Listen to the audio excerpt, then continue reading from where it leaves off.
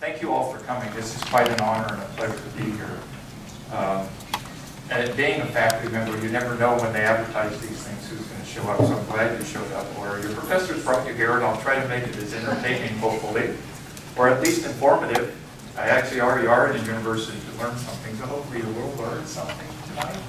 And to Becky and Michael and everybody else who arranged all this, you were very gracious throughout the time and setting up. I've never had anybody actually pay attention to so many details over the whole time, so I knew everything was going to go well, and I appreciate it. And by the way, they've got wonderful guest suites over there in the suite. They put me in one of them, and I was telling them I think they were intended for important people like Congress people or people who have a lot of money to donate to the university. And I don't fall into either one of those categories, but nonetheless, it's really a three-room, spacious. The bathroom is bigger than probably most of the places that you live in, to be honest with you. So that's all thanks to Mr. Sandu and Mrs. Sandu, or how many others they are that are donating. Okay, so hopefully I didn't leave anybody out. Thanks for everybody, Michael and everybody else. Wonderful dinner and little side on.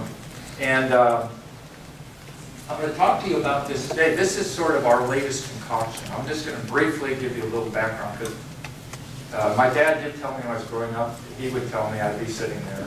I was one of 9 kids, and he'd say Michelle. He called me Michelle, I don't know. And, but he had a name for all the kids that didn't match. And he'd go through all of them until he hit the one that was right. But he always said, you know, you're the jack of all trades and master of none. And I thought, wow, thanks, Dad. I'll try to follow that dictate throughout my life. And kind of in a funny way, I did, because then my advisor in graduate school would tell me, you know, Mike, what you got to do, you got to focus. Your problem is you don't have to focus. So I haven't. I've always just followed my interests and my passions and my dreams. And I've discovered, now that I'm older, that if you do that, things work out okay. And in the end, you actually concoct a story that ties it all together. So although I'm the editor of the Journal of School Violence, for example, now, you might say, well, why am I here talking about positive youth development? Because I don't see the two as being separate. And I never have. Back in 1989, with Rich Morrison and Gail Morrison at UCSB got the contract from the state to write the first school safety planning guide for California schools that schools still follow, although it's been modified. We went out and talked to people about safe schools, and when we asked them, what do you think a safe school is, what they ended up telling us was this story. They told us that schools were good schools. They were schools that when people walked onto them, they felt welcome, that they felt cared for, that they felt attended to. So that was the story we took from saying, well, how do we create safe schools? And quite frankly, at the time in 1989, when we told that story, people went, ah, yeah, right. Well, now, California has one of the S3 projects. I don't know if you've heard of them, but the federal government has funded 15 states to implement school climate improvement programs. Guess what? Which include engaging schools, caring relationships with teachers. So I kind of feel like these things are connected. The topic I'm going to focus on today has to do with an idea we have, not a very complicated one, but one that we have that's building on that tradition and also the tradition of what people are referring to as positive psychology. And I'll get into that and show that to you. But before I keep talking, there, okay. So now, everyone look at that picture. Okay, now, if you know what that picture is about, I want you to raise your hand. Real high. So that's pretty good. That's 2 out of... So does anyone want to make a guess what that picture is about? You know where it's from, right? But do you know the story that it's from? No. Okay, what's that story from? It's from The Simpsons. It's an episode when Homer, I think they have like the $1 trillion bill. Fidel Castro steals it from them. Well, Fidel Castro was ready to give up. And he was like, okay, we're gonna give in. Let's just tell the Americans they win. We're gonna give up communism. And Mr. Burns showed up with this $1 trillion bill that he But I mentioned that because I used this in class the other day. This kind of reaffirms it. Like, I'm a little bit older, you see. I know what this is. Some of the stories I tell may not fit. I'll do that in class, and I'll go, and I'll look, and I'll realize, nobody knows what I'm talking about. Okay, so if anything like that comes up, just raise your hand and ask. It's okay. And you might watch The Simpsons once in a while. They're a pretty entertaining show. They've been on for a while. Now, if I used South Park, you probably would be able to do that one. Okay, so now, just not for a long time, but just a minute, like a minute, real fast. This is like real fast stuff. Name, I want you to turn to someone next to you, and I want you to talk real briefly, and I'm going to ask people to share some ideas. Name and discuss 2 key goals you have for students that you work with, or that you think students might have if you're not working with any students in school. What would be 2 key goals that you want to accomplish with them? Go.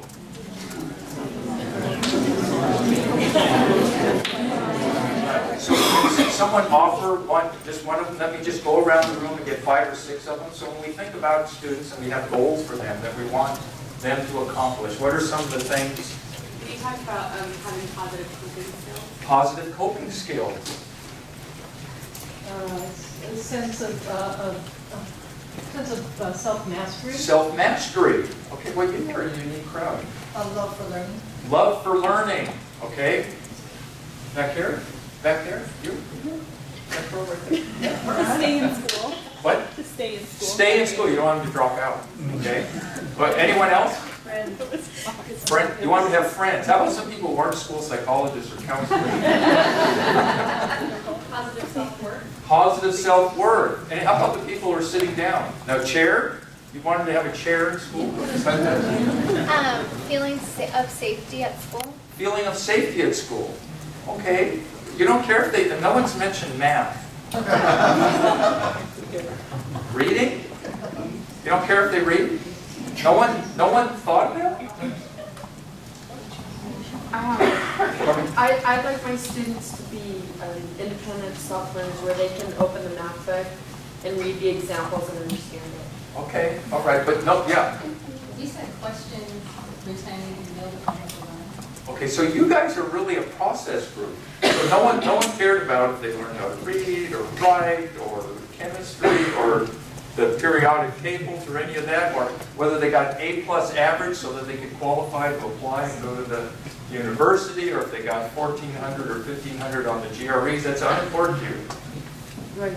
Okay, well, okay, then on the next one, then it may not be much different for you. So now real quickly discuss what are your goals for the children you work with as human beings? Go. Same, different? Was that different? Did you experience that as differently? Our goals for students, when we think of our children as students as opposed to human beings, are they the same or a little bit different? Someone comment? Someone was shaking their head, yes?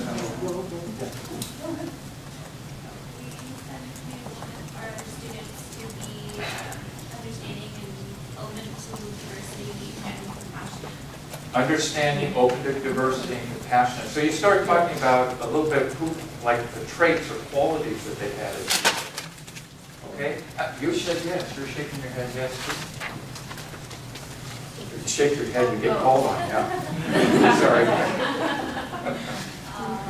Well, we talked about, I don't know, we just wanted to have, someone to have follow their passion, I guess, and follow their. Okay, so and again, it was something about that, the essence of who they are type of thing. Does anyone want to, yes, back there. Our goals for them as human beings kind of built off of our goals for students, or them as students. And we wanted them to be like active citizens and understand how they affect society and how society affects them. Okay, so now we start getting to things like service learning, perhaps. You start getting to things about school isn't being the end point, really. It's just the setting in which they learn the skill sets that are going to take them forward through the rest of their life. The skill sets that they're going to use to help them be whole people and live fulfilling life. So a bit, that's what I'm kind of like getting at today. I always like to be a little bit provocative. So we're talking about social, emotional, behavioral needs of kids. But here we're counselors and psychologists and others, so we're not so far removed from that. If we had a different crowd in here, they might have been right at the beginning. Well, I wanted to do math, I wanted to do reading, and so on. For the school psychologists in the crowd, you'll be familiar with this. They have to develop assessment plans for students. So when they referred for special services, and one of the areas that's down there is social emotional. So I always like to ask them, when you've seen this, right? And you've had to develop an assessment plan surrounding that, well, how do you complete that? What do you put in there? You can just shout them out. What assessments you use to assess? Yeah, you have to develop a plan. Think back and be honest. What have you actually put in that assessment plan? Pardon me? Standardized inventories. Yeah, what's the name of it? What? Oh, do you mean Yeah, give me a name. BAS? What depends- BAS, Behavioral Assessment Scale for Children. It Okay. depends on the referring question. It always does. Tell me what you put in there. Well, if you think there's attention issues, then might be the Connors, Connors attention deficit, global I think. BAS2, The or Achenbach. global for BAS2. or the global for BAS2, the Achenbach, which is it's an omnibus scale to look at children's emotional and behavioral problems, developed by Tom Achenbach, a clinical Mental psychologist. status, inventory, interview, in-depth interview. Okay. So basically, not always, but we often go to look at what the test publishers have available for us. An observation. We do observations, and we use the POP or something like that test developers make available to us sometimes. Another, I'm trying to get at here is what we look at here, and this is kind of the conjunction I'm going to make, is are we looking for mental health or are we looking for mental illness when we do our social emotional assessments? And that's really the kernel of what I'm talking today and a different way of maybe looking at it. So, for example, and also I like to, I'm a poker, Kelly will know that. I'm kind of I'm not a conspiracy theorist, by the way, but I kind of like to not accept the status quo as given, so I like to question authority, basically. So, here, right now, PBIS is an authority. How many of you are at a school where they might implement a school-wide positive behavior intervention support program? It's positive, right? I mean, the word positive is in it. I'm only doing this to be provocative, by the way. I actually think that PBIS is probably a pretty good thing, but in conjunction, for example, that is the definition of PBIS, that Randy Strick is coming down to one of our school districts to talk about how you can have positive behavior in the classroom, but this is their definition. Can you tell me what's positive in that definition? About the children. And if some of you aren't familiar with that, how would you read that and interpret that? They will improve school climate, reduce negative behavior, strengthen responsible behavior, and increase academic engaged time. What does that sound like to you? Consequences? Increasing, measuring on-task behavior. On-task behavior. So who cares about on-task behavior? Teachers. Why? I mean, it is important. I mean, you can't learn if you're not actually paying attention and whatnot. Yeah. And it has to do with social control. Control, yes. Controlling the environment. See, so I want to call it the CBIS, the compliance behavior intervention. So I mean, I say that because I go, well, I've always said, well, what's positive about it? And just to go on a little bit further, for example, I looked online, and you can do this. Every PBIS school actually has to. So one of the school rules that they want, and they're positive, is they want everyone to be prompt. Well, they go through each setting in the school, like the classroom, the hallways, the cafeteria, and the bathroom. Well, how would you be prompt if you were in the bathroom? Well, you would hush, rush, and flush. You see, so they try to make it simple for the kids to know what they're supposed to do. But and just to show you how it's not simple, this is actually what a PBIS matrix looks like at a particular school. So you can see they have respect. That's what this school is after. For myself, for others, for learning it properly. I'm like, that's fine. But then you go through all the categories. But if you read through them, find something up there that tells you what the kid's doing positively as much as what they're not supposed to do.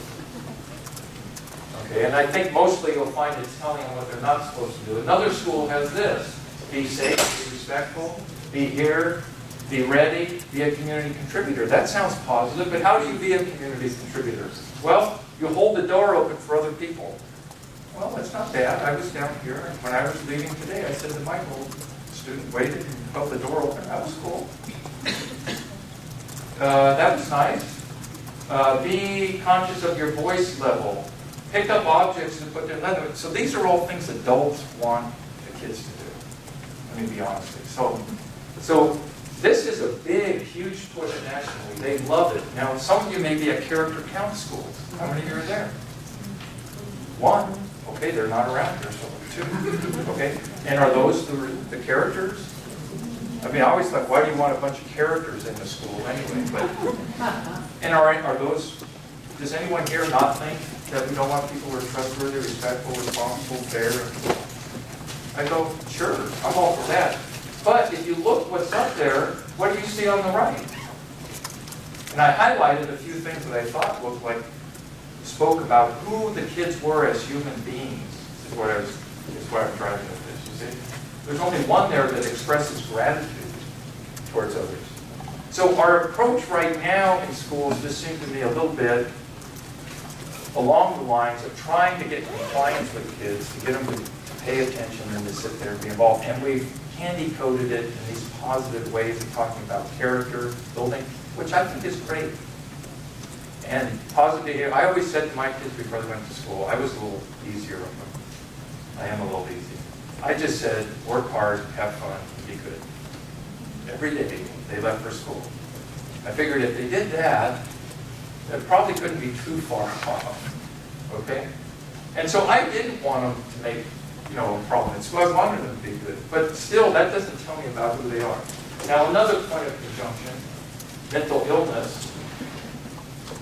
Like prior to World War II, in the USA, there were actually attempts to have positiveness but after World War II, psychology kind of shifted towards illness problems. There's a lot of issues with PTSD actually after World War II and whatnot.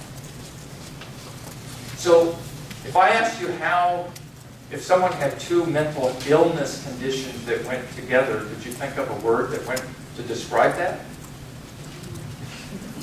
Yeah, okay. And there is a term, and it is. You can look it up, comorbidity, and it will say when two or more existing mental health conditions are happening at the same time.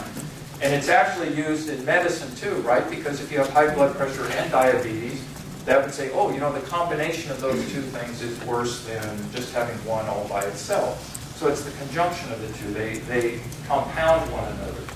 So the same thing would be used if they had a mental health disorder or a substance disorder. Positive psychology comes along.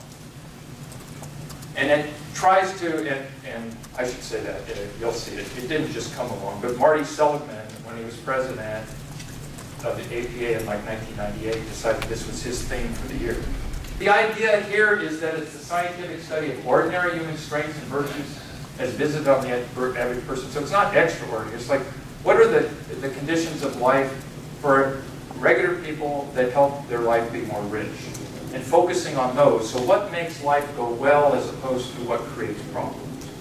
And then it's kind of like, it's a psychology of everybody. Of course, Marty Seligman didn't invent it. Other people have talked about it. Maslow, of course, with this hierarchy of needs, had been talking about that a long time before.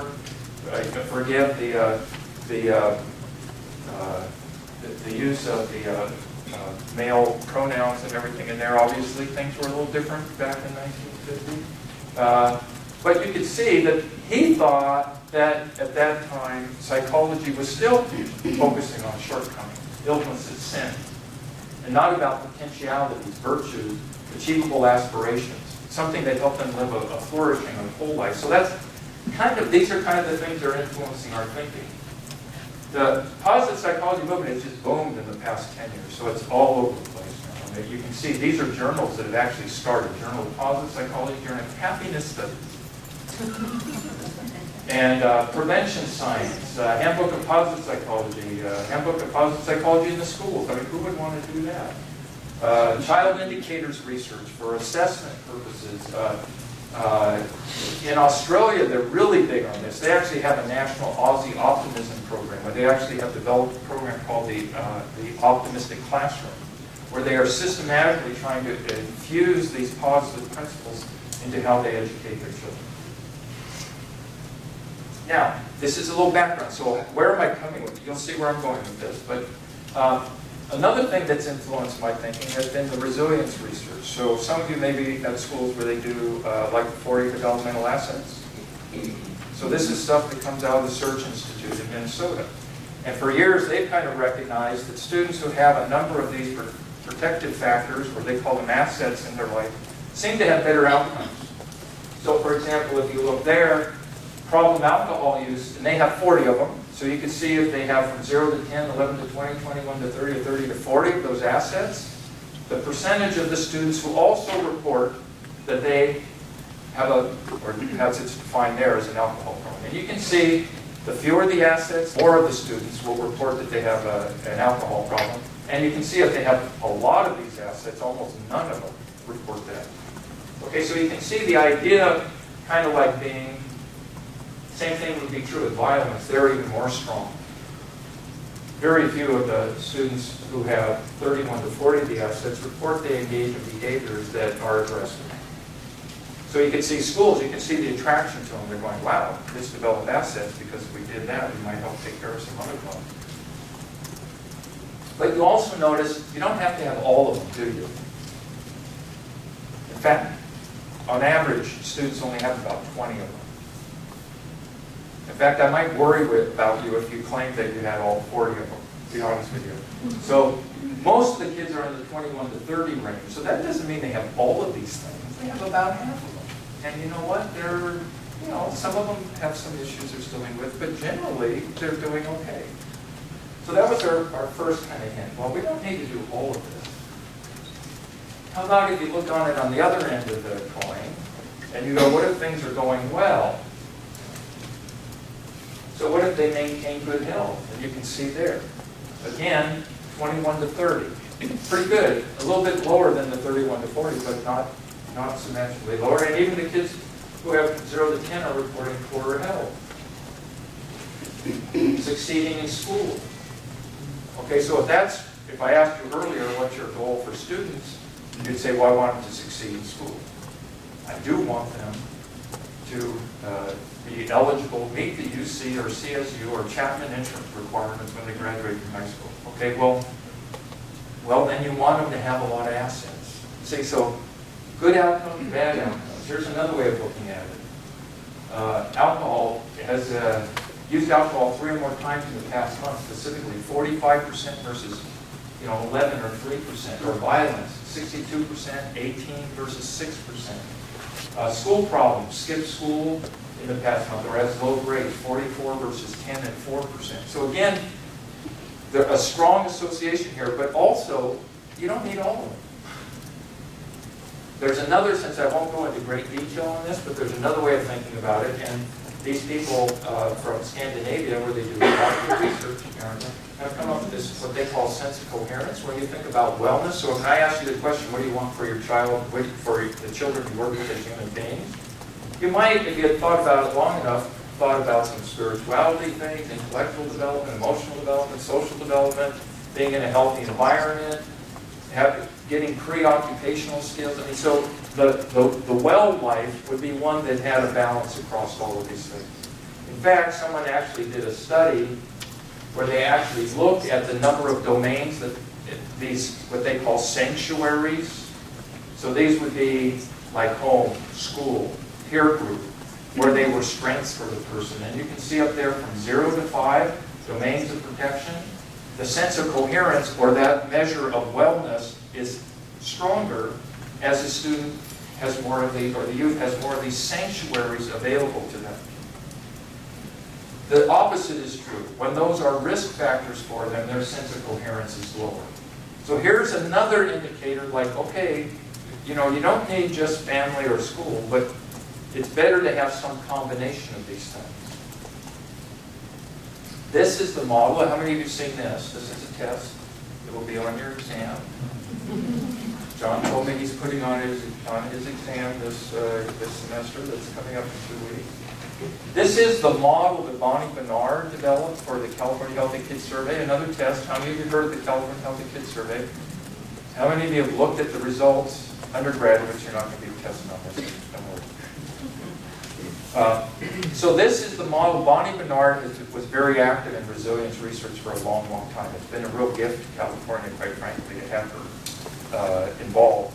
She was real familiar with a classic study. It's still ongoing on the island of Hawaii, which Kelly knows about very well because she did her pre-doctoral internship on the island of Hawaii, working probably with some of the families who were involved in what they call the classic Hawaii, Amy Garner's, it's a longitudinal study in 1955. They took a group of students, students, they're already students, okay, children, babies, infants, who were born that year, and they followed them. They're still following them all the way through. And they were looking at those that had biological and social risk factors. And originally they thought, well, they're going to find out what factors led to psychopathology problems. What it turned around is, oh, they discovered people were a little bit hardier or more resilient than they thought.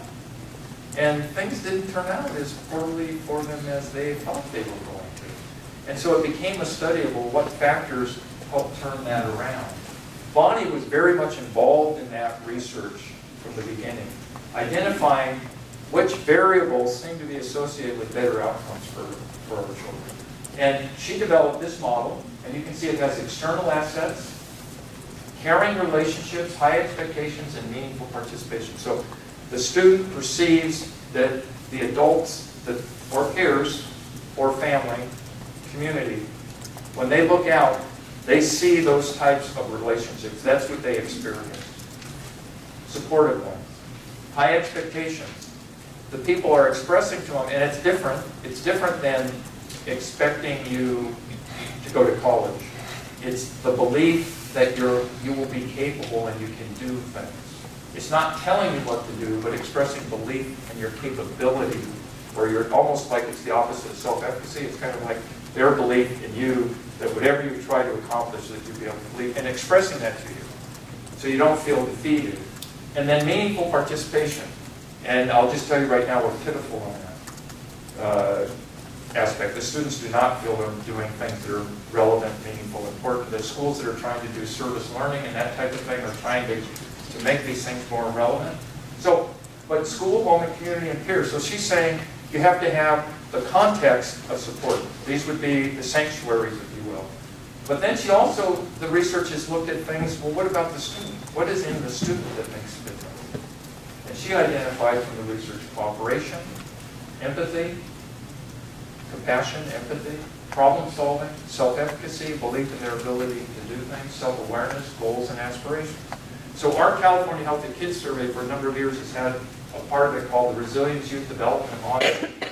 So I mention this because a lot of what we've done, and we've done some research I'm going to share with you, has drawn on this as a resource, as a starting point.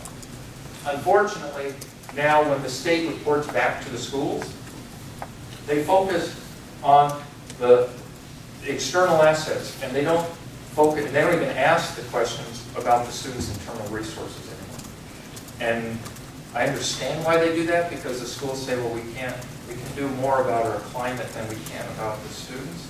But on the other hand, we're not getting feedback about the types of students that we have. And I'm going to show you some research that we've done, action research with the schools, where we've been able to integrate the two now. And I think that I'll be interested to see what you see. Very dramatic. So for us, when we think about this, when we come back to the kids, we've got comorbidity, we've got the resilience research, we've got the research telling us, more good things are better, but maybe you don't need them all. And risk factors are not good, but maybe, you know, and too many of them can overload you. So, but then another perspective, then what is complete mental health? Is it just the absence of problems? So when we do our assessments now, we give the Octobok. And the Octobok basically tells you whether you have problems or not. If you have a score of 0 of the Octobok, you're about at the 50th percentile, average. So in other words, all it's measuring is whether, and the high scores above that would be indicating that you have depression or anxiety problems or conduct problems or something else. You see, so average is 0. So where's the health? In other words, if I asked you, did you have trouble sleeping? You can lie, you can say no.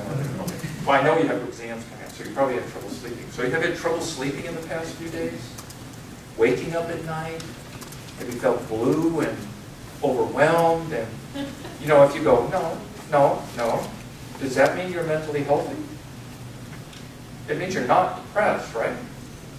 It doesn't mean necessarily that you're experiencing like psychological wellness, okay? So this model, and Shannon Suldo, who's at University of South Florida, and some others have been kind of doing this for keys. So it's the kind of idea that really, they call it the dual factor model of mental health.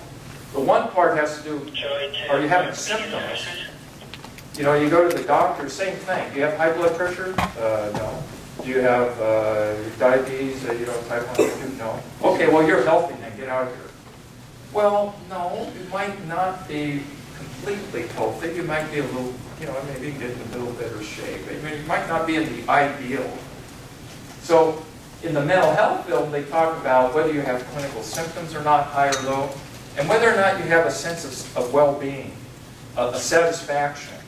How I would ask this, I remember I asked someone in the store, how's it going? I was buying something. I say, okay. So now I start going, okay, so where's that fall on? You don't want to self-interview.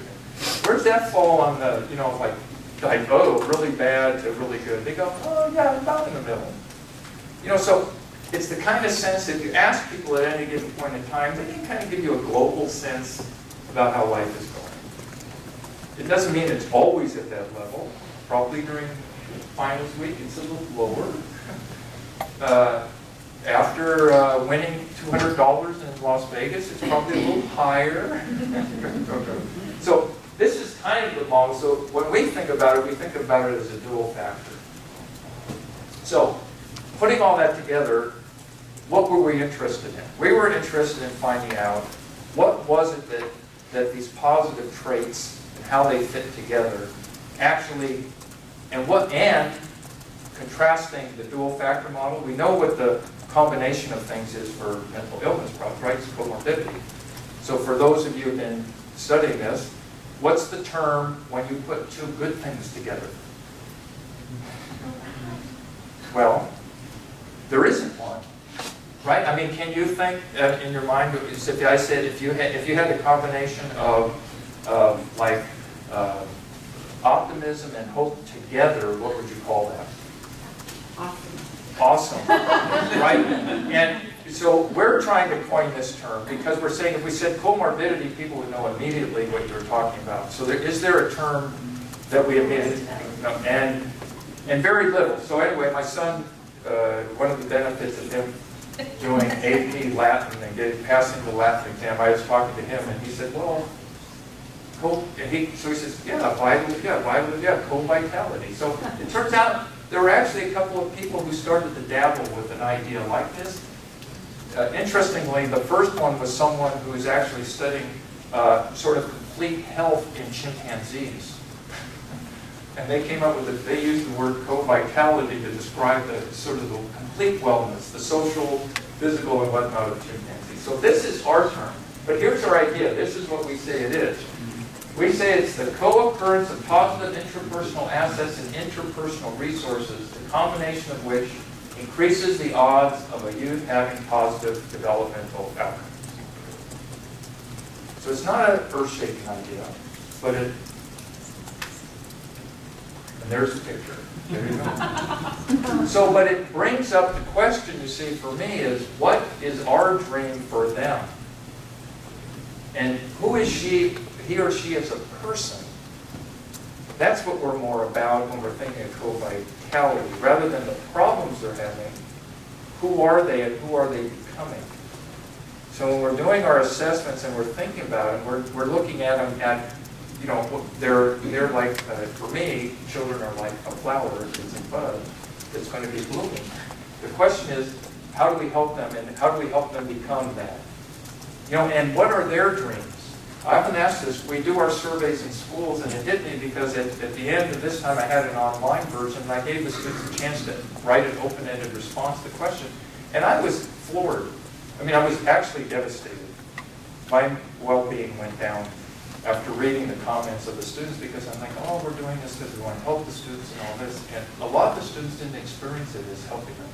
They experienced it as the adult world imposing on them. Why are you asking me all these questions about drugs? I don't do drugs. Why are you wasting my time? And a lot of other words that I won't repeat. So they had a lot of strong opinions about it.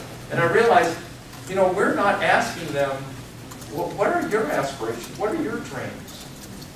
We don't have a survey that comes back to the schools and to the staff and says, you know, here's what our students are wishing and hoping for. We don't.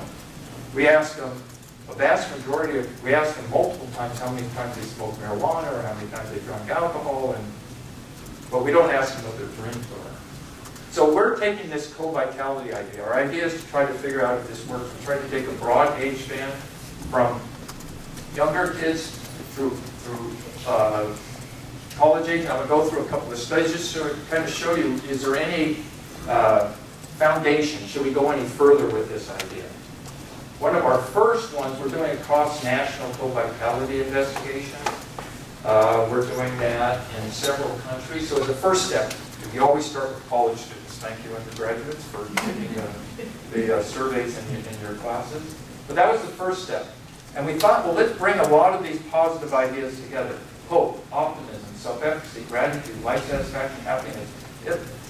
Mix them together. People haven't done this. They've done them in individual silos.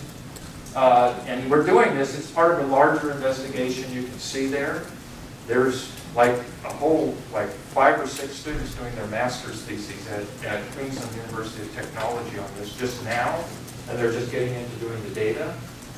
I'm going to show you quickly a study that one of my doctoral students did with our students at UCSB as a first test to try to see if this co-vitality model would kind of work. And this is just sort of a teaser. The real important stuff is when we bring it down to high school and to elementary school. And we are just getting that information now, and it's extremely exciting. I'm going to show you. But so the basic idea here, when you get into the statistical world, the way that we test this out is we have these different things like hope, optimism, and whatnot. And the idea is, if you run it in through a mathematical model, is there something between people's well-being and these measures that comes together. So the best way I can probably think about it is if you think about it as intelligence. And one of the theories of intelligence they have is they call the G factor, which is a general factor. They say if you engage in intelligent behavior, these things might be related to some general sort of intelligence factor, some trait that fits together. And that could be made up of verbal performance, it could be vocabulary, okay? But to engage in intelligent behavior, you don't need any one of those specific things. Vocabulary helps, but if you have all sorts of other things, you can still engage in intelligent behavior. You see, so this is kind of wondering, is there some other thing there? This is the way that it would look if you were looking at it through when you ran the statistic on it. So if you had these positive traits and you mixed them together, and this is exactly the way they did it when they first started looking at different theories of intelligence. They didn't know. They just were measuring things, and then someone who knew factor analysis came along and said, why don't we do a factor analysis on this? Maybe they overlap or something. And that's just how we sound when we're coming up with ideas about co-vitality. We go, maybe some of these things overlap, but let's see. So this is a very simple model, but you can test this now with the type of statistical analyses programs that they have to see whether this model, do I have another one here? Whether that model there works. So it would say the co-vitality is a mythical thing. Okay, it's like a statistical artifact, if you will. But it tells you whether or not you can predict personal adjustment and emotional problems. So you see the dual factor model? Better if you pretend that there's this co-vitality thing between hope and optimism and all this other stuff in them. Okay? So we did that. We have a bunch of undergraduates from UCSD do it. Most female because it was an applied psychology undergraduate class, and there's a lot of guys here. That's good. You get an art program. Do we have any? No. But psychology as a profession, at least school psychology, is like 80% female now. And that's generally, even our undergraduate classes are 70 or 80% female. So anyway, that's a little bit of the issue. We gave them these tests. The life orientation test is what the common one they use for optimism. And the hope scale, Schneider's hope scale, a generalized self-efficacy scale, and a gratitude questionnaire. I love gratitude, okay, as an idea. In fact, I'm writing a paper with Jeffrey Crow now, who was one of Emmons' students. We talk about gratitude as being, I think of it as the bridging positive trait, because it bridges between people's belief and trust in others. And if you really experience gratitude, it's also a good feeling. You know what I mean? So it's a positive emotion. So I kind of see it as a very important one for schools. And if anyone's interested, we have a paper we've just written, and I'll be happy to send it to you. And then there's multidimensional life satisfaction scale. Scott Hubner, he's my colleague. He's at University of South Carolina. His stuff is all free. And you're going to like this. You see, no publisher. You don't have to pay anyone to do any of this. That's another one of my philosophies. Again, I like to rage against the machine maybe a little bit, but I think psychology, I always, whenever I have a chance, I'm sorry I got to say this, I think psychology is a little bit too business-oriented, and the publishers, test publishers are kind of taking over the world, and there's probably, with a little innovation and creativity, we can come up with different ways that don't require us to spend $2 for every protocol that have 30 questions on it, type thing. So anyway, but we paid for the bass, as I say that. So, but it was the college version of it. So, you know, and yeah, there's a college-age version that you can use with the bass. And that's where we got our positive adjustment. So, and the reason, because in Randy Camphouse and Cecil Reynolds are reasonable enough to know, the BAS 2 includes that positive adjustment index. So there was a measure of positive adjustment in there. So even test book publishers, you know, they're going to catch on because they can see, well, wait a minute, a lot of people are interested in this positive stuff, so we need to include it. And the other reason is Aaron Dowdy, who's on our faculty with Randy Camphouse's, one of his last advisee at the University of Georgia, and has done a lot of research with him on the test. So anyway, we did an EFA, an exploratory factor analysis. We did a confirmatory factor analysis, and we ran this structural equation model. So these are the 3 steps you would take to kind of go, how do you look at these items that people are answering and see what they do. So the reason it says 2 samples up there when you do the exploratory, so we're trying to see there's 39 questions. We wanted to see how they fit together and whether they had hope and optimism and gratitude, whether they fit, okay? Then we took another random sample, and then we could actually test to see whether that fit the other ones independently. So it was like a second check. And then the structural equation model is kind of like the final check to see if that diagram I showed you actually works or not. Anyway, they did all this. The first thing I just highlighted up there, the 20 of 39, and this is why I got started on this. I think we wasted our time.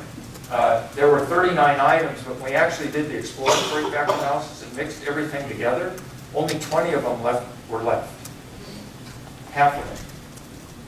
And the reason is because the items on these scales overlap so much that when you put them together, they go, well, I use this one, but I don't need that one. This one, but I don't need that one. So it's not that they're not measuring gratitude, hope, and optimism. It's just that the items that are included in these scales, some of them are so similar to one another that they're unnecessary.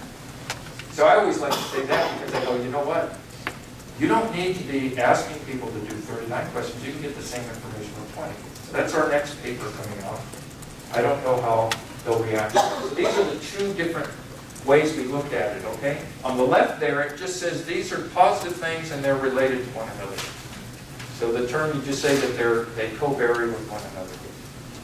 On the right, you can see it says, well, no, they're related to this other thing called co-vitality. What we found is both models are okay, but the second one is simpler because our goal as scientists is to try to simplify things. So it's easy to remember one thing, co-vitality, than all those other things combined.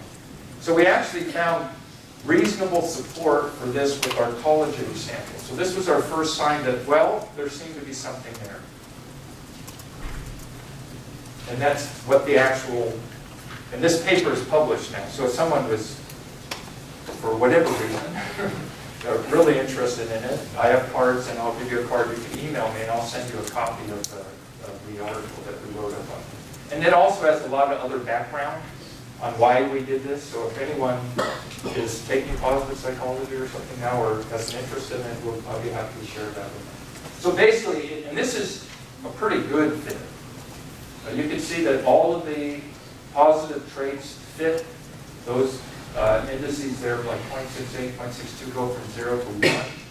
So these are pretty strong indicators that they fit with this co-vitality thing. And they both, you can see, are positively related to personal adjustment. That's what you would expect. And negatively related to emotional symptoms.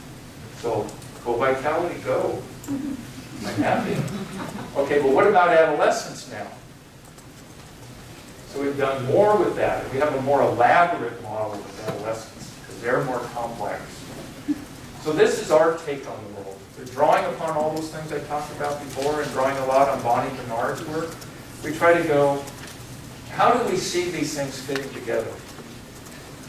And again, trying to simplify them. You see, my sense of, and as a little background, you see, I see people as being pretty actively involved in constructing their own world and their reality.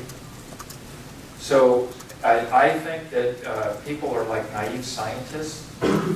They go through life and they see things and they observe them and they try to make sense of them. And they come to a lot of conclusions. A lot of our conclusions are not correct conclusions always, but the point is we're always processing information and trying to make judgments about it, okay? So in my world, when I think of positive psychology, I'm real interested in the individual. I'm not unconcerned about the sanctuaries, the school, and whatnot, but I'm interested in how the person, the child, the youth, is interpreting them and making sense of them. So you can see the terms that we came up with to talk about this was belief in others. So it's not just that they're sanctuaries, it's the conclusion the child has come to. So for example, I always like to use the one like school support. Now school support is the term that comes from the Resilience Youth Development Module. They've actually discovered, Tom Hansen at Wested, when he did some of the analysis like I just showed you, that students' perceptions of adults at school as caring and as having high expectations for them, in the kids' mind, they're no different. They don't, in our mind, we think of them as separate. In the kids' mind, they think that adults at school who care about them also have high expectations for them. So if you ask them, do teachers at school care about you? Yeah. Do teachers at school have high expectations about you? Yeah. In other words, they don't separate them out. They see them as together. Teachers and adults at school are that way, who are caring. Okay? So in my mind, I'm thinking, that's a construction the child has made. This is their sense of others. And I'm talking belief in others as if it's their developing sense of trust in other people. And that's the conclusion they're coming to. I look out at my world, and this is what I see, and this is the sense I make of it. family, peer support, and school support. Now, we could probably put others in there, but remember, I'm going, you don't need all of them, you need some of them. These are probably important. This would be like I'm developing an IQ test. Do I want vocabulary in it? Yeah. Do I need it? No. I could have similarities. I could have something else that would measure that, if we're trying to measure that. Belief in self is another one. And there it's self-awareness, and again, that's from Bonnie's work. Self-efficacy, and now this is a kind of an academically oriented thing, so it's an academic self-efficacy. So it's actually about when I have trouble with a math problem, I don't give up. Or when I have trouble, I know that I can do what I need to do to solve it. And then the grit is also, this is more, probably would be more familiar, you call it persistence. So what do you do when something gets difficult? And I think students, youth who believe in themselves, when something gets difficult, they don't give up. They keep going. And probably all of you are here because of that reason, in part. Because when you couldn't get something, or you had to stay up late to do a paper that the professors wanted you to do, you did it. Okay? Not everybody does that. Now, the engagement part is important because that gets that meaningful participation part. And this is the Centers for Disease Control is heavily into school connectedness. It has been for some time. There was a study in the 1997 that appeared in all places, the Journal of the American Medical Association. And it was the longitudinal study of adolescent health. And in doing it, they found that the students who said that teachers at school, they had connections to them, or caring adults at school, were way less likely to report doing drugs, to be suicidal, to smoke. Well, the Centers for Disease Control has latched onto this, and just in the past 2 years have come out with 2 more reports which tell schools how to build connectedness with your children. Okay, the Centers for Disease Control is writing this thing. It always just seemed odd to me. And the federal government's giving money to them and not the Department of Education to figure this out. But the key thing there is the sense of, this is common across other areas. People in delinquency research have looked at this, and they'll call it school bonding. Okay? The motivational researchers have used this, and when they think about engagement time, but they also talk about, like Herod Wenzel at Maryland talks about positive engagement with teachers. So there's that. Hawkins and Conolano are very big on resiliency research and have done longitudinal studies with the Seattle Social Development Project. They're social workers, so now they call it attachment. See, so they each take their sort of theoretical lens to put to it, but the idea is the student is expressing, and I call it is a sense of purposeful involvement. So in my way, I call the youth who's engaged that way, we put optimism, zest, and gratitude. Here's why. Those 3 things are the 3 positive traits that suggest, and the research has shown, are more highly related with individuals who say that they're happy. And apparently because, well, if you can think about it, if you have zest or enthusiasm, that means somehow you're experiencing the moment in a more positive way. Okay? If you have gratitude, that means you're able to reflect on what's happened to you with some sense of appreciation.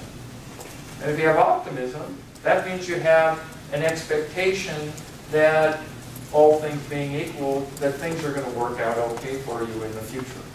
So you see, for us, this is a good, succinct way to get at this idea that an engaged youth is a youth that's probably going to have those 3 characteristics. And then we throw in social-emotional competence, because everyone's doing that too. But you can see, for us, there's a lot. Any of you have SEL programs in schools going on? Okay, well, the Centers for Social-Emotional Learning in Chicago, they push this big time. And these 3 here, though, I'm not even sure I want to call it social-emotional competence. I think I want to call it just emotional regulation. In other words, the youth who is having this co-vitality sort of combination should have emotional regulation, self-control, and empathy.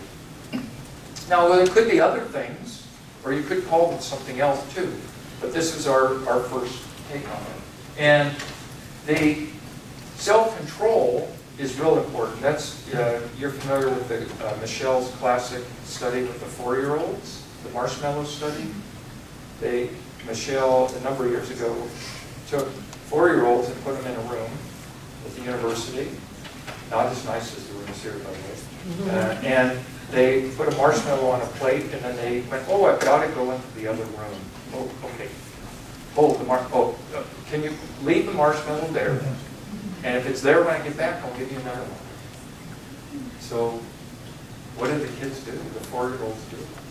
What would you do if it was a peep? You had a peep sitting there. Would you eat it? You know, the kids were cute. You know, they'd say, didn't say I couldn't lick it.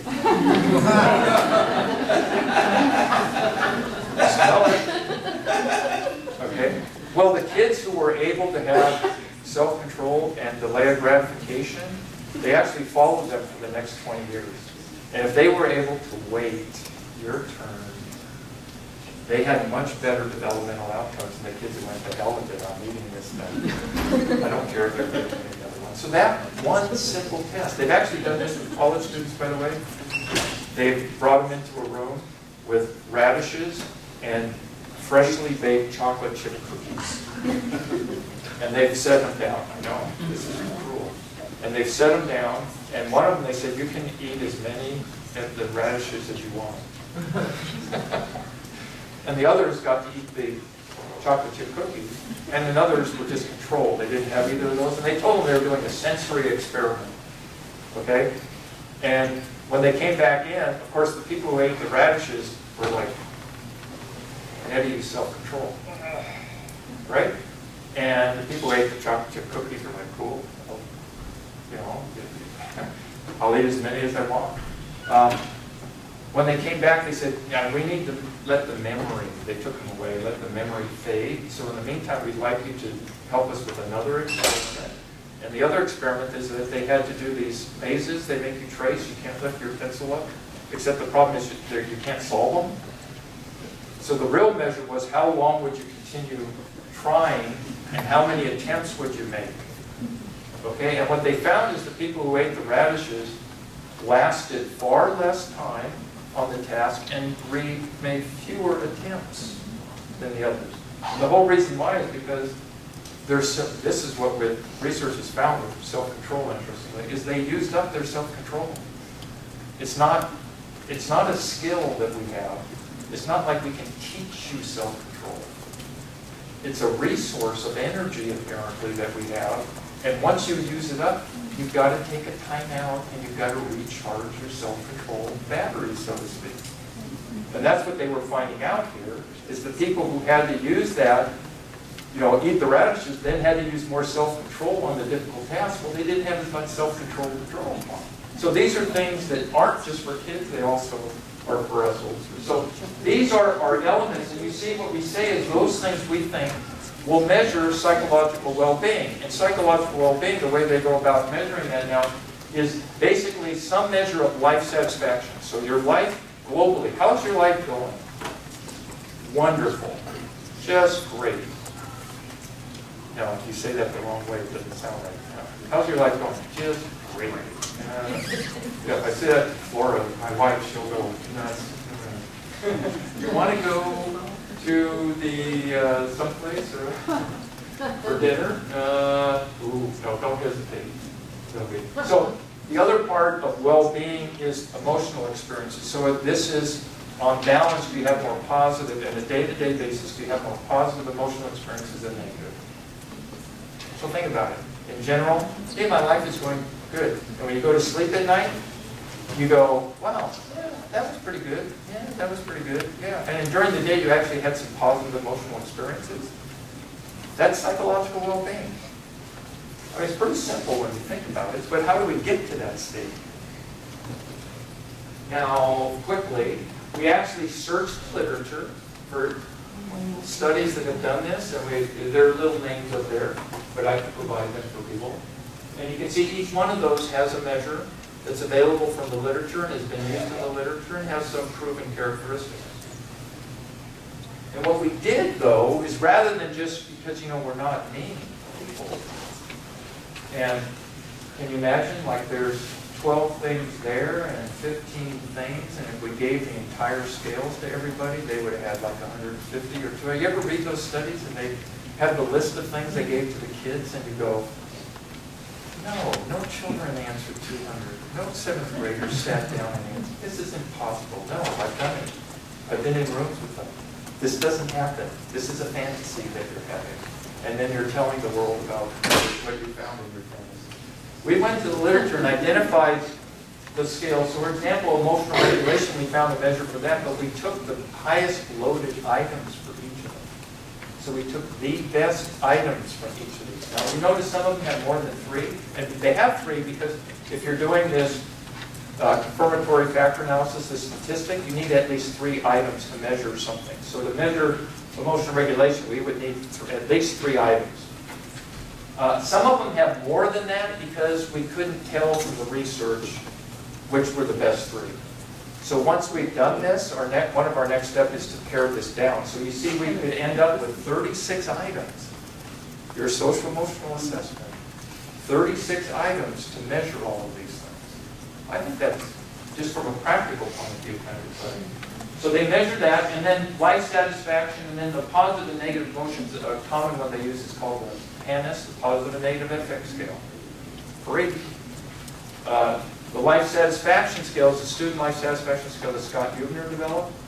It's online. You can go get it. It's had dozens and dozens of papers studying it. You don't got to pay anything, and he's very happy to have you use it. So we did that. These are like some items from it. I can work out my problems. When I read a book, I do not skip any pages. I don't know. Is that good grit or persistence? How many people? Maybe a good book. It could be. So in other words, so we have those types of items. These are for probably like, say, 13 to 17-year-olds is what we're talking about using to measure those things. Next. Okay, so you weren't expecting this, I'm sure. So our first study was to translate it and use it with a sample of kids from Japan.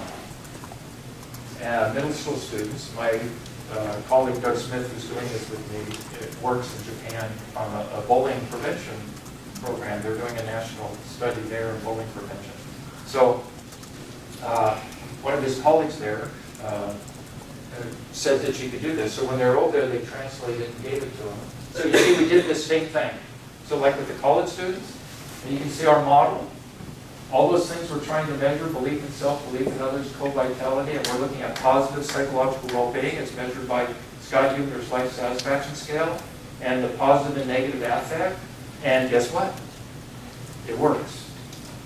So in other words, and this, maybe it's not real shocking to you, but in the positive psychology field, they completely ignored this kind of idea because they keep reifying hope, optimism, gratitude, and I keep going, I don't think that's the point. I think the point is people need to have a diverse, just like with intelligence, a diverse set of life experiences to draw upon, and if you give them a chance, they will end up, having happiness or psychological well-being. Now, those models you're going like, okay, great, RMSVA, CFI, who cares? So in our Safe School Healthy, just to turn this into a more practical way, where you actually can use this type of information, is we have 2 Safe School Healthy student projects we're working with. And in the process of doing this, we've been talking about some of this positive stuff. And they say, we want that hope scale. Let's get it in our survey. So that this last year, in our county, in 2 of them, we developed a survey. That survey I just showed you, we administered to probably over 4,000 students. In 8th, 10th, and 12th grade. And we haven't done the whole model yet, although I'm predicting that it's going to work out. But we just did this. And also to make it look more real to you than just abstract, tomorrow night, at this time, I will be in front of the Carpinteria School Board, showing them the results of some of what I'm showing you now, talking to them about the role of personal strengths and resources for the students and as they relate to certain outcomes. I'm not going to be showing them the structural equation model or anything like that. But, so I'm just trying to make the point is this is, at one level we're being a little bit abstract maybe and theoretical, but our whole push eventually is how do we make this as practical and usable as possible. So, and in fact, to show you that we're trying to make it, we've actually have several dozens of these types of reports that we made up for each of the schools and each of the grade levels. So we're not showing them this big model, but I'll show you some of, won't show you all, but I'll share with you some of them. Well, how do you take this information, actually feed it back to school and kind of go, does this really make a difference or not? I mean, that model is not going to impress them. They're going to go back to the university. Okay? But we are giving personalized fact sheets to each school. Each school that participated, there were a lot of schools. There were a lot of reports we had to do. But we made up this simple report that summarizes the form. So here's another way to look at this. The kids could have all those 12 things, except I cheated and only made them 9, by the way. But what if a student had, sort of like the developmental assets, 0 to 9 of those things? The other, and it's something you could do at any of your schools, the California Healthy Kids Survey is administered every other year, 7, 9, and 11. You could go to any school district you're in, you can talk to whoever's involved with data in the school, and you could say, could you request the SPSS file for the district from West Ed? You can do that. They may charge them $100, maybe, I don't know, but maybe not. You could do it for as many years in the past as you wanted. And then you could actually do the same reports that I'm going to be showing you. Not all of them. The personal strengths part are because it has our co-vitality questions. But the other part are just items that are in the core module of the Healthy Kids Survey that look at the resources that the student has. So there are social protective factors, and those are in the California Healthy Kids core module. And there are 7 of them that relate to school connectedness, which I talked about, caring relationships with staff, high expectations, meaningful participation, peer support, and family. Okay? There's also student personal strengths. And now you can see what I have up there: empathy, self-control, gratitude, zest, optimism, self-efficacy. So the idea is, if the student's answering these questions, it's like blah, blah, blah, and you go, yes, I agree or strongly agree. You can kind of go, well, they're telling you, yeah, I'm affirming my opinion about them. So you can give them a score of 1. So they can get a score from 0 to 7 or 0 to 1. Does it make a difference? I'm hoping the school board will go crazy. So on the protective factors, over 4,000, almost 4,200 students, this is the number of students that have from 0 to 7 protective factors. And West Ed doesn't give you the data this way. I wish they would. I'll show it, send it to Megan O'Malley and one of our graduates who works over there now. So, she's down in Westminster, by the way, so she's a researcher. She's working on the S3 project. So, but as you can see, a lot of students have a lot of protective factors, but they're spread out pretty much. But how are those things related to other things? How about binge drinking in the past 30 days? Who's binge drinking?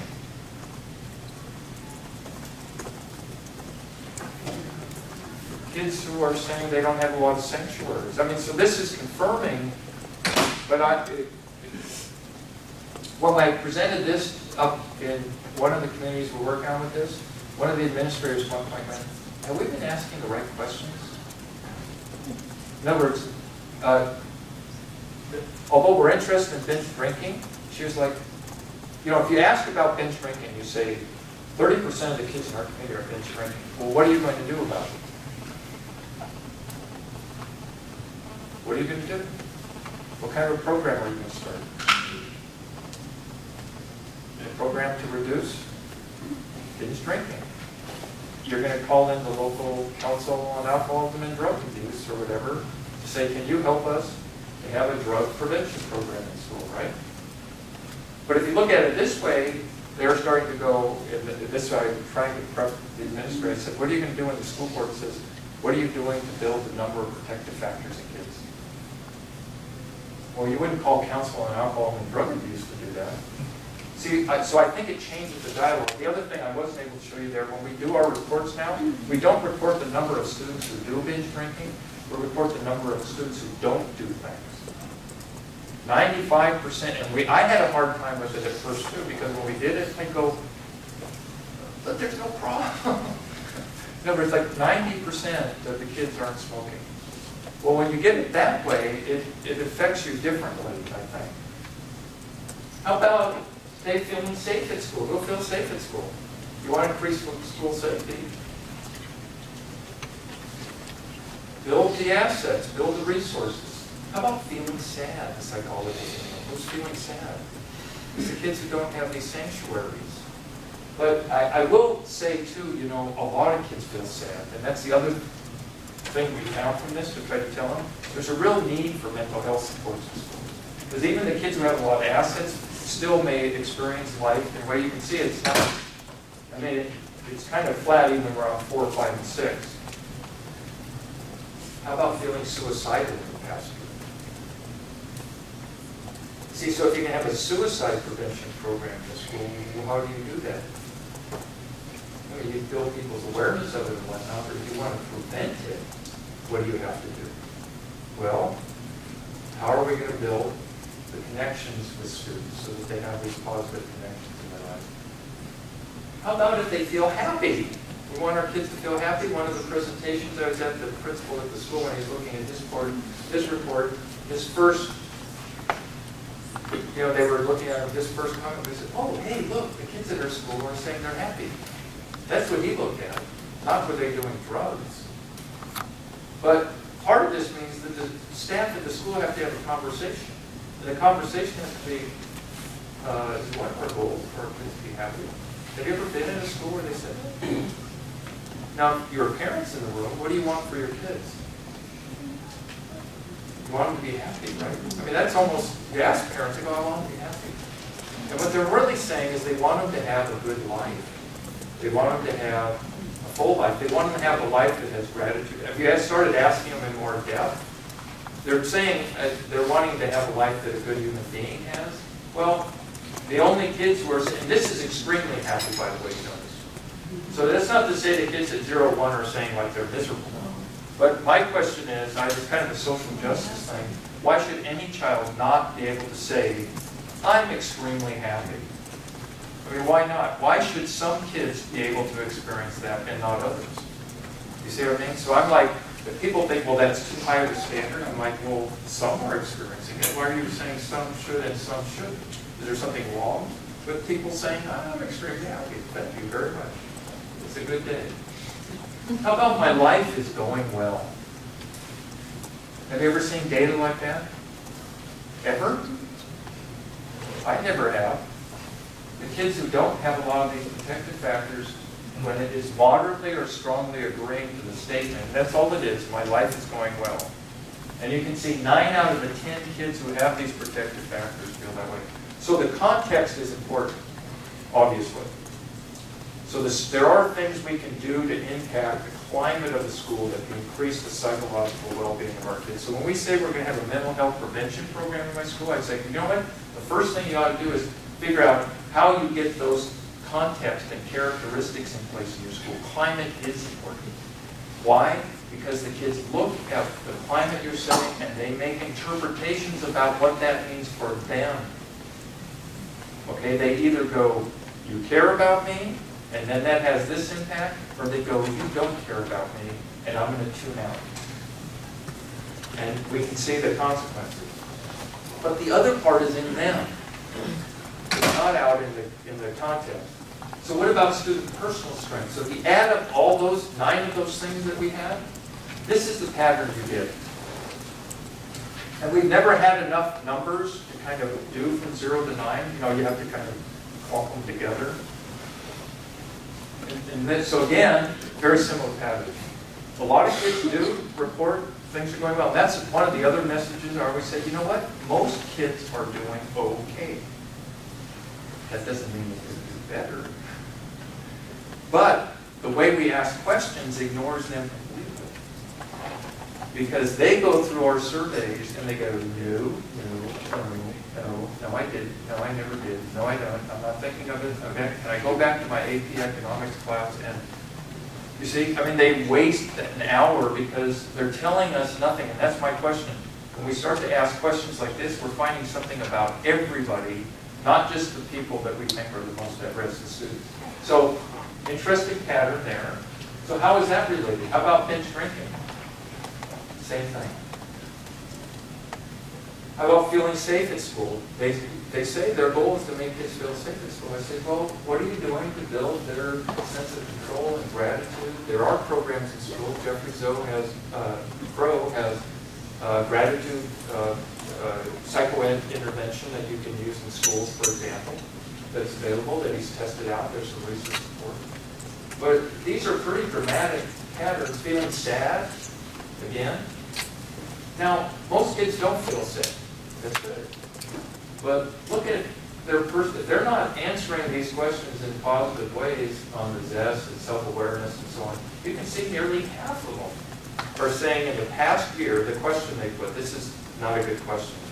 And I don't call it depression, but the Centers for Disease Control, it came from them. And their question is, in the past year, has there been a 2-week period of time in which you've been sad and unable to do what you normally do? So it's their way of trying to get at depression. It's not a very good indicator, but a lot of adolescents report having that experience. And you can see the relationship between that and them also saying that they have low self-efficacy, low self-awareness, and so on. Suicidal thoughts. Happiness. So the kids have 0, 3% of them say they're extremely happy. 3 compared to 76. So 3 out of 4 of the kids, those lucky kids on the top, lucky or delusional, maybe. How about my life is going well?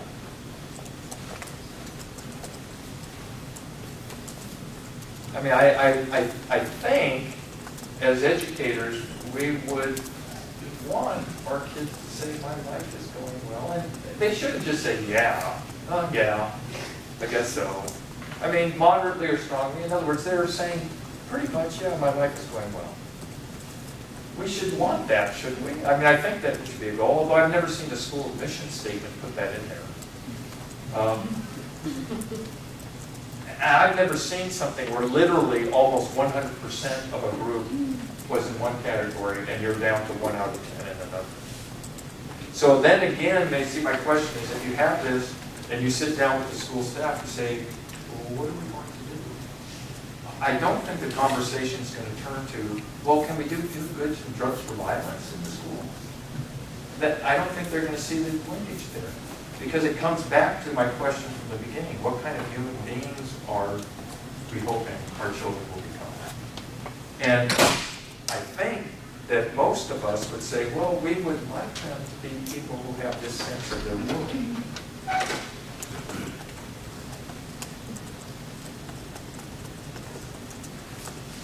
We would like them to feel for other people. Now, that doesn't mean that the kids who have 0 down there, that they're heartless. Again, because it's very true, you see. It's the percent. I feel bad when someone gets their feelings hurt. Those kids aren't saying, well, I hope everyone, ha-ha, when they get their feelings hurt, type of a thing. But they're certainly not in tune with and experiencing with other people. Whereas a lot of the other kids are. I mean, I would think, isn't that something we want for our kids? Now, I know a lot of educators want this for their kids.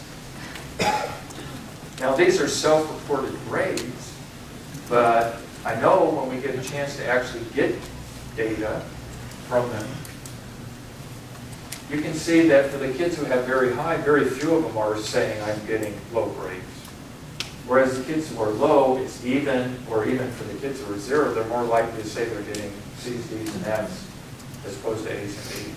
So if the interest and motivation for educators is, well, you know, really our primary mission is learning, which it is, I understand that.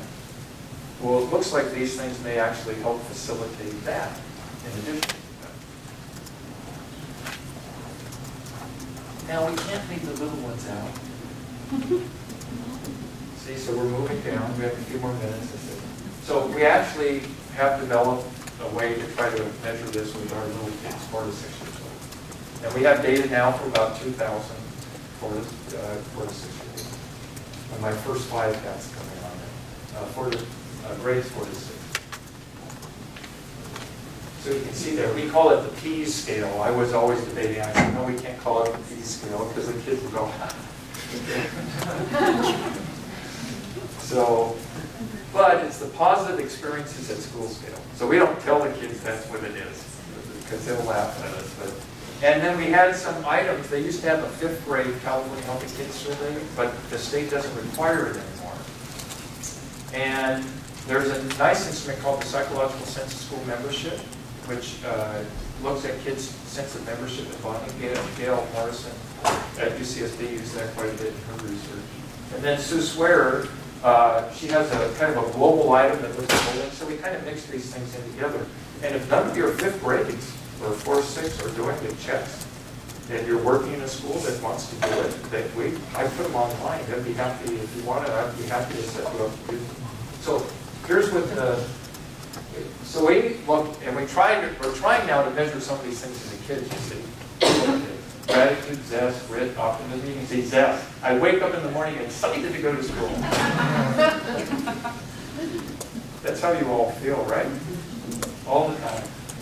When I get a bad grade, I try even harder the next time. I usually expect good things to happen in school and social skills. So you can see some of the first sort of looks at it. So it looks like it's okay. This is actually its 2nd iteration.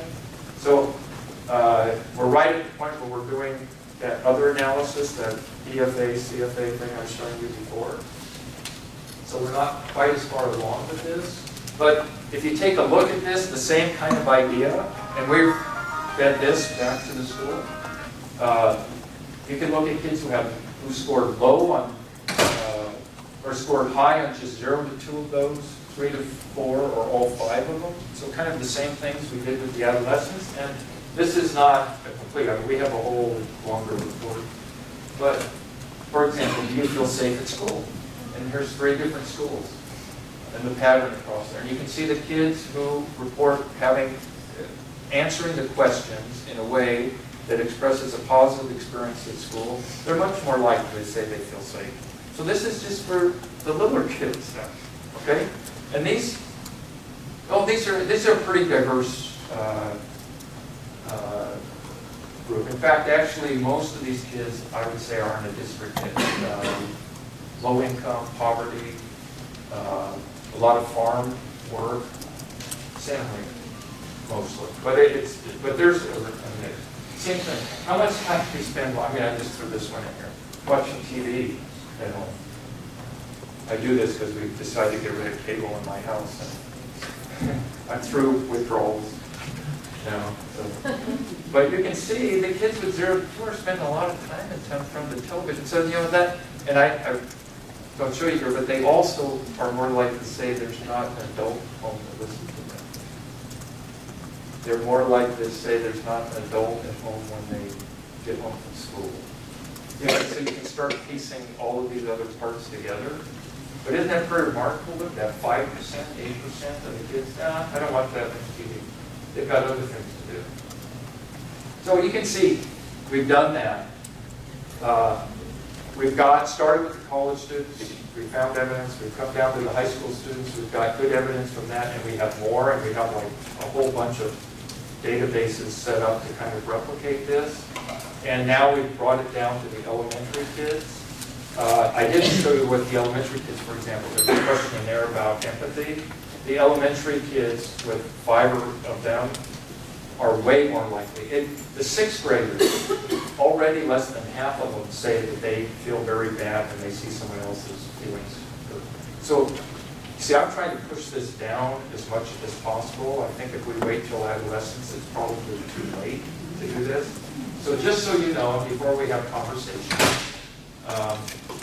but for those of you who do this, you see, one of my interest is then the next time you have to fill out this form, you stop and reflect upon, oh, what is it we're really after here?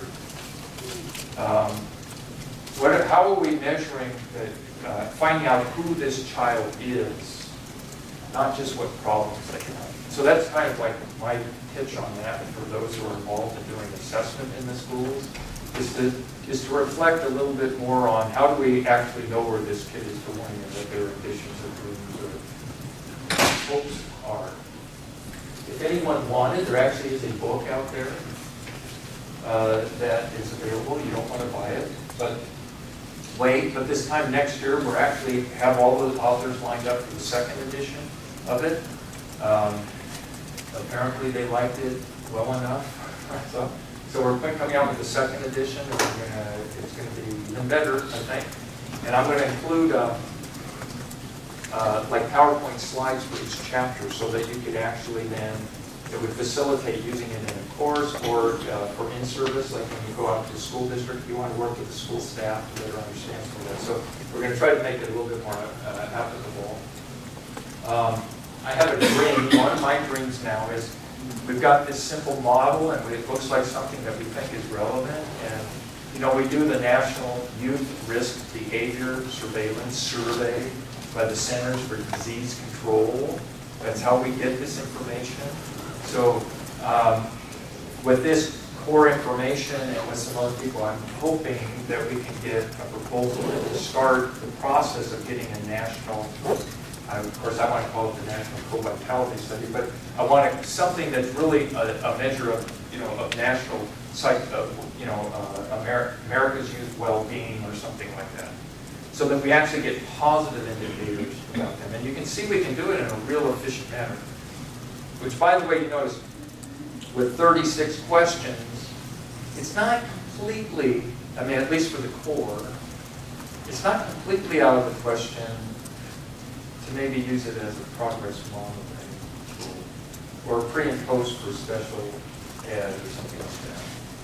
But I'm not sure about that. I think, anyway, we're going to try to come up with something that you might be able to use more regularly, so that a school, because I always feel the surveys we do, like the Healthy Kids survey, is every 2 years. And I go, so what does the school do with that? Okay, so, and what if you're a junior high school and you do 7th grade? And you do 7th grade in the fall. So you found out about the 6th graders coming in. And then 2 years later, they're in the 9th grade. So, you don't even find out if things are getting better on your campus. You're just finding out if the 6th graders coming in are different than the 6th graders 2 years ago. So, we need to get the questions and the timing in a way that actually schools can actually get data that they can actually get some action on. What else do we have in mind? Okay, and then this is for the creative ones out there for you. I really would like to see it. This is somewhere else where I want to go. You see all those elements, if this model works, like it kind of looks like it's going to, you can already see, wow, can we develop some contextual strategies? See, because part of it, I don't want to just put a package, but you can see, you could have like a package psycho-ed program that address these. Like they have, like Steps to Respect has some elements of this in it. You see what I mean? But you see, they don't have a purpose. It's just to help your social emotional skills. This is really the purpose, is to enhance the mental health, true mental health of all kids. So we could come up with interventions for these, and we could come up with strategies so that the school could implement them. Just like Australia's done. For example, with optimism there, they actually work with the teachers so that they communicate with the student in what they call a optimistic explanatory style. And it has to deal with how they deal with their successes and failures in the classroom, and the attributions they give to their successes and failures. If you make an error, you don't go, I never do it, I'm never going to get my math done, I'm a horrible student. Okay, those aren't the right type of attributions. But actually train the teachers, work with the teachers, so they start to communicate, so the kids start using a optimistic explanatory style as an example. So there's things we could do in the moment that would help build these things, I believe. But again, I'm not worried if we cover all of them. You see what I mean? We just have to cover enough of them. See, so we don't have to, we have to have our empathy program. No, that could be something you do at the school. Some kids may get that, but they need to have a combination of these things. So intervention eventually is where I would like to see this go. We're also not leaving the us old people out. So this is Doug Smith, who I've been working on with this, and apologies to Vietnam. That's actually the Perfume River in Hawaii. And we were like, this doesn't smell like perfume. We had the honor of riding our bike from Saigon to Hanoi this past summer, so that was quite an enriching cultural experience for us. But we're actually doing studies now where we've taken these similar surveys and we're administering them. People in Australia have decided to administer them to people who are in retirement. Which, now think about it, we're going to have a huge increase, we are having a huge increase in the older population and their needs. Think about that in terms of keeping them vitally involved and the implications that has for delay of onset or dementia or Alzheimer's or whatever. These things could be related to that sense of enthusiasm. So how does this relate to other people? So co-vitality is not just for college students, for adolescents, or for little kids, it's for everybody. And each of us could look in our own life and say, how am I building each of these, you see? And so that's the end of the talk. And that's thank you. And if you ever want to come visit UCSB, you can see SpongeBob up there. He lives right, that's where the pineapple is. Right off our campus point, right there.